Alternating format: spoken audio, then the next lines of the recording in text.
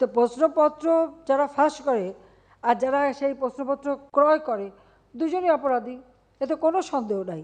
কিন্তু আমার খুঁজে বেরটা করবে কি, সাংবাদিকরা যদি চেষ্টা করে বের করে দেয় ব্যবস্থা নেওয়া যাবে। আমি একটা কথা বলি, 24 BCS পরীক্ষা হয়েছিল 2002 বা 3 এই সময়।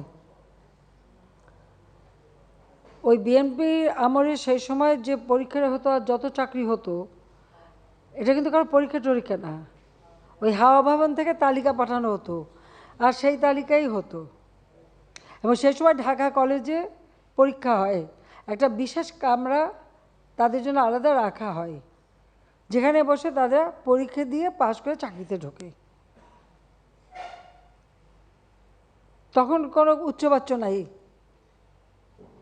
এই যে প্রশ্নপত্র ফাঁস বা কোনো কিছু, এই যে অনিয়মগুলি তো তখন থেকে শুরু।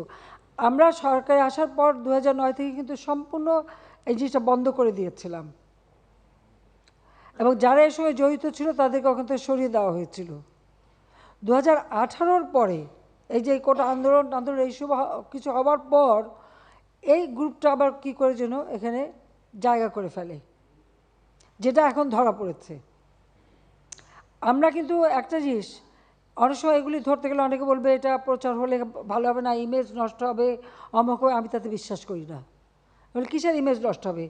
অন্যায় বা অবিচার যেটা করবে তাকে আমি ধরবই, তাতে আমার উপরে যত মানে ইমেজ হোক কী হোক এটা আমি পড়া করবো না। তাদের ধরতেই হবে, তাদের বিরুদ্ধে ব্যবস্থা নিতেই হবে, কারণ এগুলি যদি সয়ে নেওয়া যায় তাহলে এটা চলতেই থাকবে। এটা যাতে আগামী চলতে না পারে তার জন্য ব্যবস্থাটা নেওয়া হয়েছে।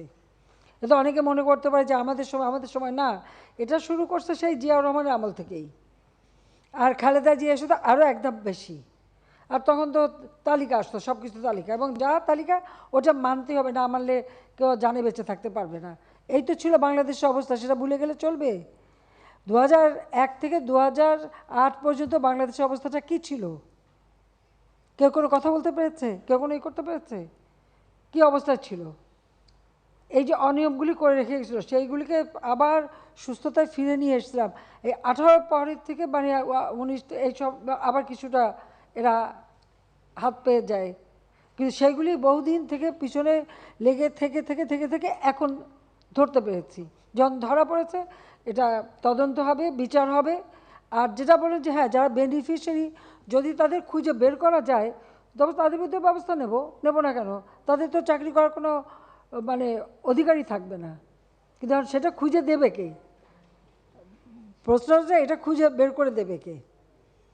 যদি ওরা বলতে পারে যে অমুকের কাছে বিক্রি করছিলাম, তখন প্রমাণ করতে পারলে সেটা দেখা যাবে। তা আমিও সেটা বিশ্বাস করি যে এর বেনিফিশিয়ারি যারা তাদেরকে ধরা উচিত, তাহলে আর ভবিষ্যতে কেউ করবে না।